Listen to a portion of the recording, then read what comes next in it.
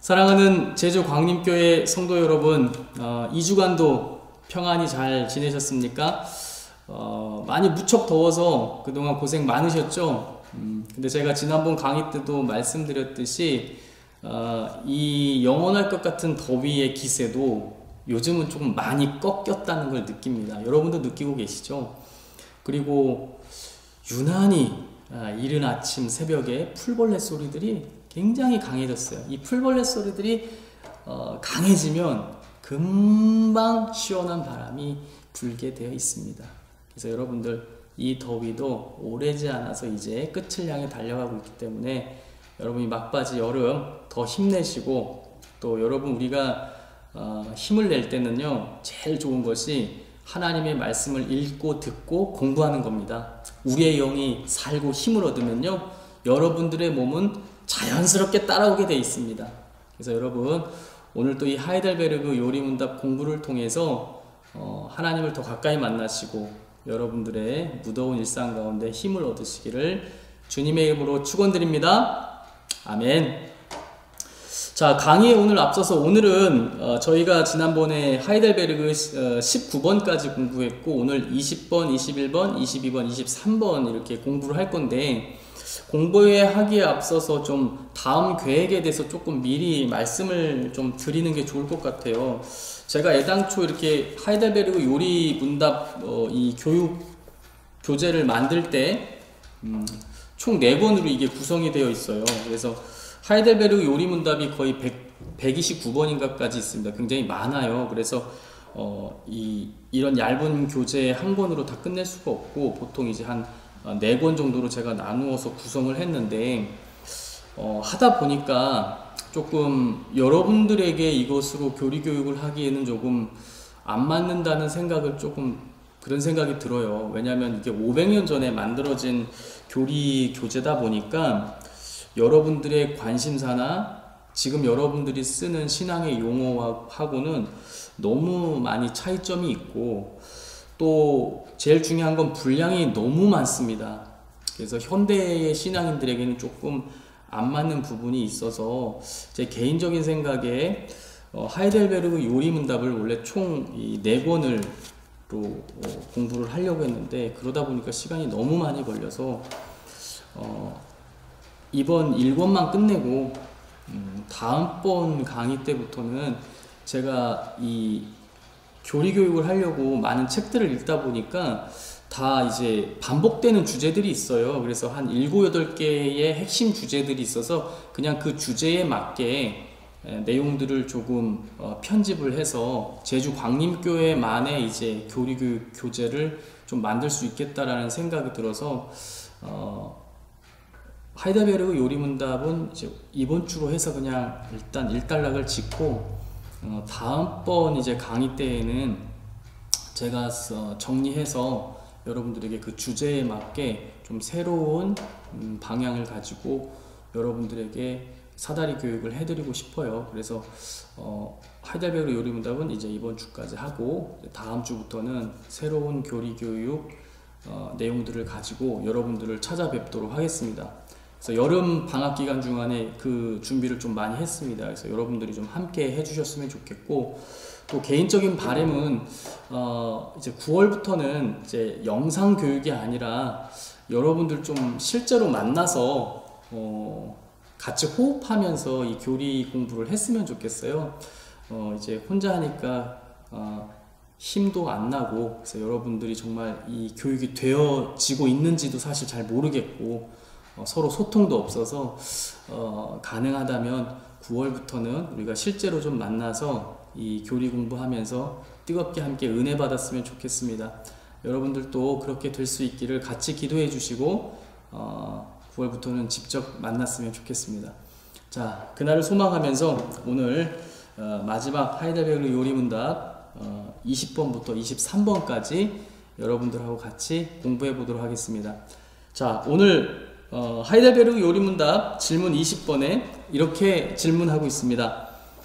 아담 안에서 모든 사람이 타락한 것처럼 그리스도에 의해서 모든 사람이 구원받습니까? 라고 질문하고 있어요.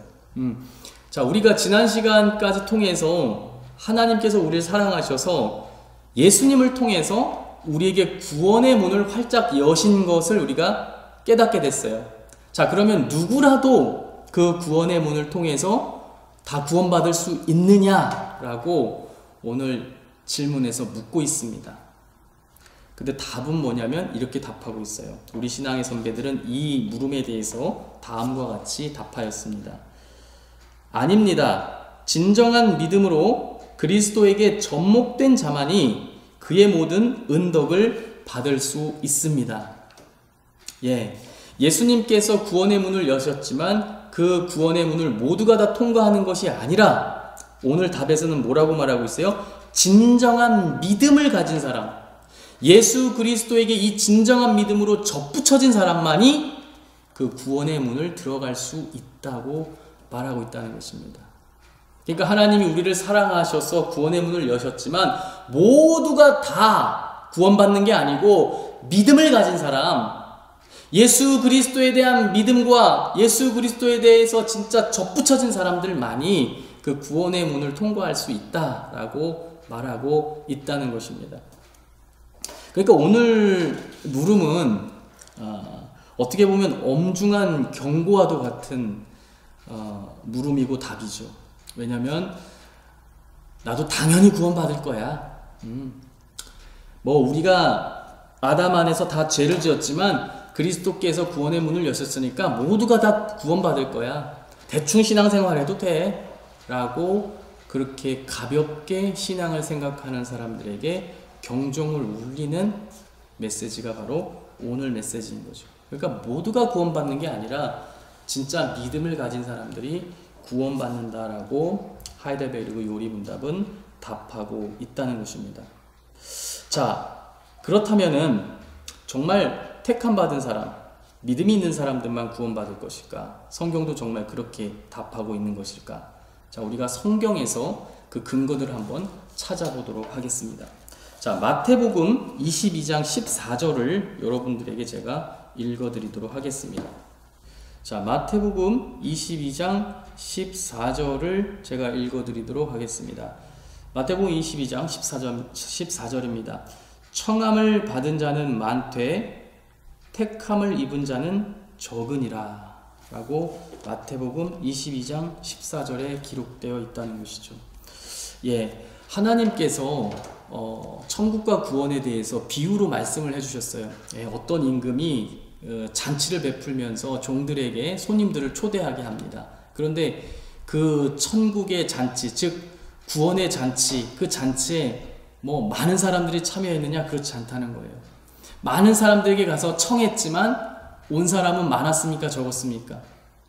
많지 않았다는 것이죠. 정말 택함을 받은 소수의 사람들만이 그 잔치에 참여했다는 것입니다. 이 이야기는 무엇을 우리에게 깨닫게 해줍니까? 구원의 문은 열렸어요. 천국잔치는 모든 사람들에게 권면이 됐어요. 그런데 거기에 모든 사람들이 다 와서 잔치에 참여하는 것이 아니라는 것입니다. 택함을 받은 사람들, 일부의 사람들만이 그 구원에 응해서 그 잔치에 참여하게 되더라는 겁니다. 그러니까 예수 그리스도께서 구원의 문은 여셨지만 모든 사람들이 아무것도 하지 않고 있는데 다 구원받은 게 아니고 그 예수 그리스도를 진정으로 믿는 사람들만, 택함을 받은 그 사람들만이 이 구원을 받게 되더라는 것입니다. 자, 요한복음 3장 36절도 제가 읽어드리도록 하겠습니다. 아들을 믿는 자에게는 영생이 있고 아들에게 순종하지 아니하는 자는 영생을 보지 못하고 도리어 하나님의 진노가 그 위에 머물러 있느니라 라고 말씀하고 있다는 것입니다. 여기서 아들은 당연히 예수님을 말하는 거겠죠. 예수님을 믿는 자에게는 영생을 줄 거다. 하지만 예수님에게 순종하지 않는 사람들, 믿지 않는 사람들, 그런 사람들에게는 영생은커녕 도리어 뭐가 그들을 기다리고 있어요? 하나님의 진노가 그들을 기다리고 있다는 것입니다.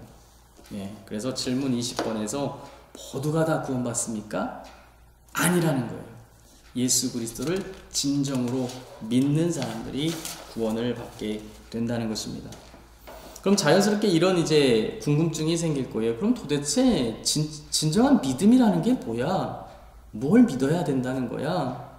나도 다 믿어라고 고백하는데 진정한 믿음이란 건 뭘까라는 궁금증이 생기게 될 거예요. 그래서 질문 21에서는 이렇게 묻고 있습니다. 도대체 그 진정한 믿음은 무엇입니까? 라고 묻고 있다는 것입니다. 답이 좀 깁니다. 제가 천천히 읽어드릴게요. 우리 신앙의 선배들은 진정한 믿음에 대해서 다음과 같이 설명하고 있습니다. 진정한 믿음은 하나님께서 말씀 안에 우리에게 계시한 모든 것이 진실함을 알고 믿는 것일 뿐만 아니라 성령께서 복음을 가지고 우리 마음에 역사한 결과로서 발생된 확신입니다. 이것은 나 자신에게뿐 아니라 다른 사람에게도 주시는 것인데 하나님께서 오직 은혜로 그리스도의 은덕에 근거해서 거저 주신 죄의 용서함과 영원한 의로움과 구원에 대한 확신입니다. 이 믿음은 성령께서 복음으로써 나의 마음 가운데 일하신 결과입니다. 야, 읽기만 해서 무슨 내용인지 모르겠죠? 너무 깁니다. 우리 신앙의 선배들, 500년 전의 신앙의 선배들은 굉장히 이렇게 구체적으로 자세하게 풀어서 설명하길 원했어요. 근데 여러분들은 이 말들이 굉장히 어려울 거예요. 자, 제가 쉽게 이렇게 말씀드릴 수 있습니다. 진정한 믿음이라고 하는 것은 성경에 게시된 모든 말씀을 믿는 것이고 또 하나님께서 예수 그리스도를 통해서 우리를 구원하실 것이라고 하는 그 구원에 대한 확신을 갖는 것, 그게 믿음이다. 그게 진정한 믿음이다라고 답하고 있다는 거예요.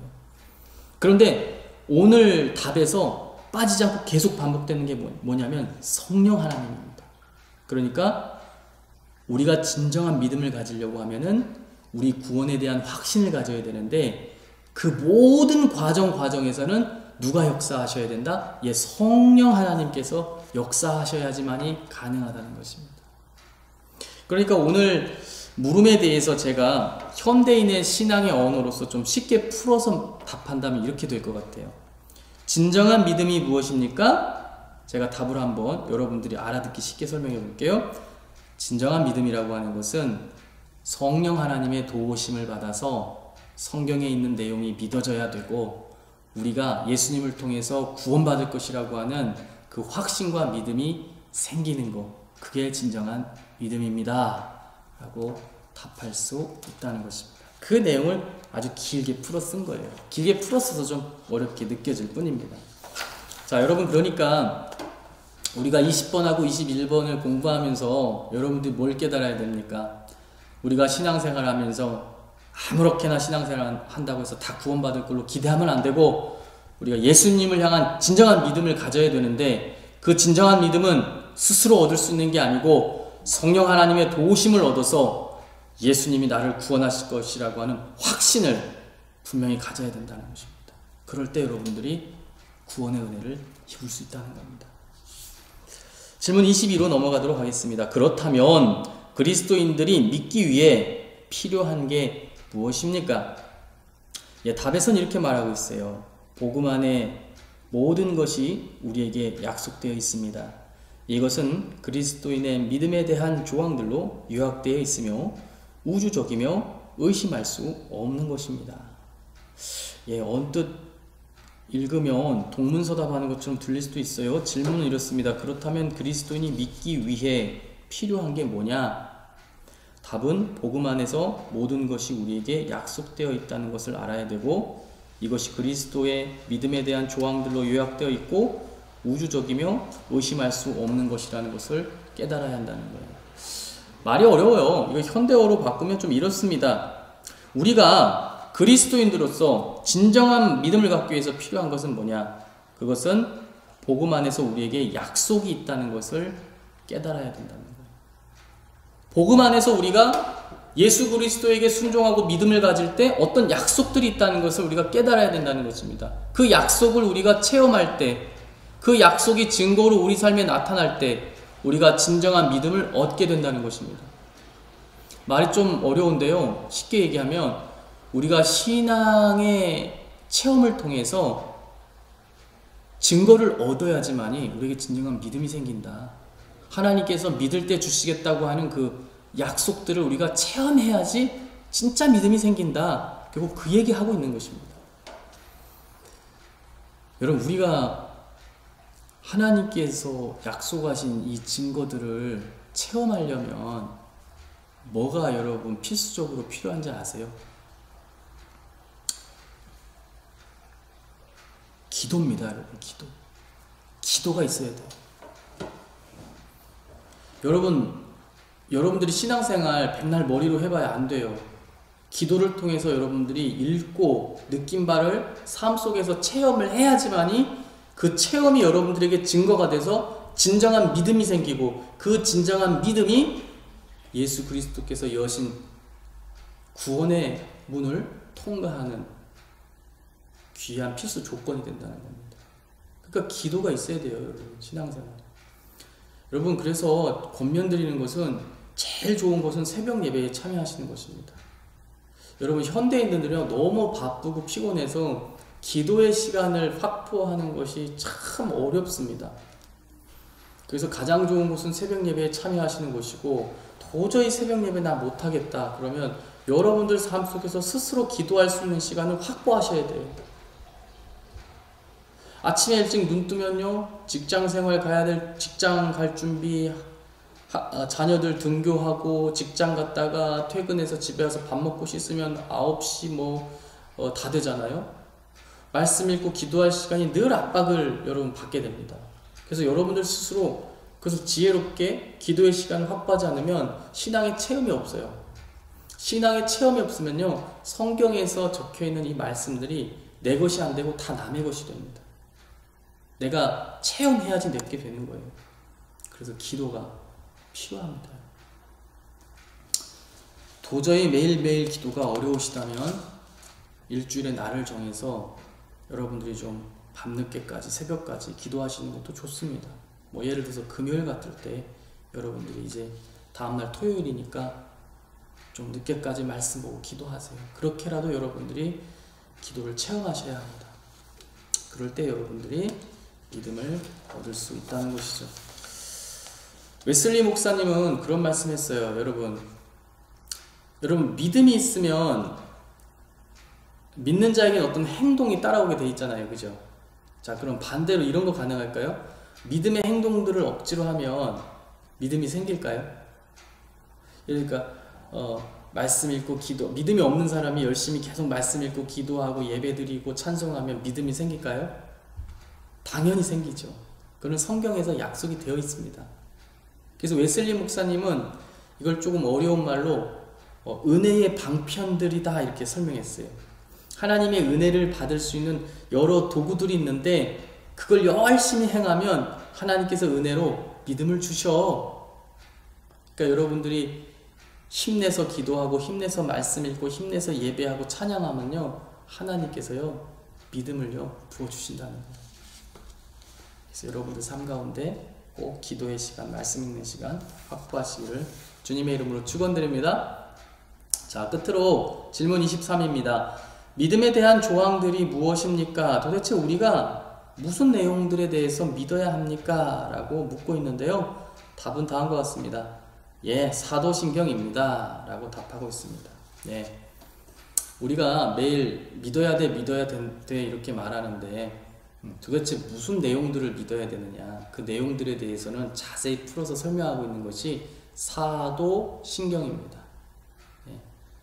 그러니까 우리가 교회에 와서 목사님께서 여러분 믿으셔야 됩니다. 진정으로 믿어야 구원받습니다. 믿으셔야 천국 갑니다 할 때 그래요, 저 믿겠습니다. 근데 뭘 믿어야 되죠? 그 내용에 대해서 정리해 놓은 것이 사도신경이라는 거예요. 그래서 여러분들이 사도신경을 묵상하고 암송하다 보면 내가 뭘 믿어야 되는지를 깨닫게 되는 것이죠. 사도신경에 대해서는 우리 사다리 교육에서 장황하게 한번 또 교육을 해드린 적이 있기 때문에 이 시간에는 따로 하지 않겠습니다. 그 영상들이 다 올라가 있기 때문에 여러분 사도신경에 대해서 우리가 무엇을 믿어야 되는지에 대해서 여러분들이 추가적으로 공부하시면 여러분들이 하나님을 알아가는데 큰 도움이 되실 줄로 믿습니다. 자, 이렇게 해서 질문 23번까지 여러분들을 위해서 준비한 하이델베르그 요리문답 총 4권 중에 1권은 여러분들과 함께 했습니다. 아직 2권, 3권, 4권이 남아있지만은 9월부터는 여러분들과 하이델베르그 그리고 영상이 아닌 새로운 교육 교재를 가지고 저희가 교회에서 직접 만든 교재를 가지고 실제 만나서 여러분들과 함께 호흡하면서 뜨겁게 함께 기도하면서 교회 교육이 이루어지기를 소망하면서 오늘 강의는 제가 기도하고 마치도록 하겠습니다. 사랑과 은혜가 많으신 하나님 아버지 감사합니다. 우리가 우리 신앙의 선조들의 지혜를 이어받아서 이 교육을 통해서 하나님을 빠른 시간 안에 더 많이 알고 깊이 깨닫기를 원합니다. 하나님, 하이델베르그 1번부터 23번까지 공부하는 가운데 함께 해주셔서 감사하며 이 문항들을 통하여서 우리가 하나님을 더 뜨겁게 사랑하고 믿을 수 있도록 역사하여 주시옵소서. 하나님 또한 이제 계속되는 이 교회 교육을 통하여서 우리 제주광림교회 성도들이 정말 머리가 뜨거워지고 가슴이 뜨거워지고 또 그 배운 것을 실천할 수 있는 믿음의 사람들 될 수 있도록 하나님 역사하여 주시옵소서. 하나님 또한 이 시간에 기도하옵는 것은 이제 코로나라고 하는 이 말들이 교회에서 이제 사라지기를 원합니다. 우리가 이제는 이 코로나를 극복하고 이겨내고 다시금 모여서 부르짖어 기도하며 아버지 그렇게 새롭게 우리 신앙의 삶들을 열어나갈 수 있도록 역사하여 주시옵소서. 주님께서 계속된 교육 가운데에도 함께 하시며 우리 가운데 신령한 지식들을 먹이실 것을 믿사오며 예수님의 이름으로 간절히 기도드렸습니다. 아멘. 자, 우리 여러분들 2주 뒤에 뵙도록 하겠습니다. 그때까지 건강하시고 무더위 잘 이겨내시기를 주님의 이름으로 축원드립니다. 바이바이.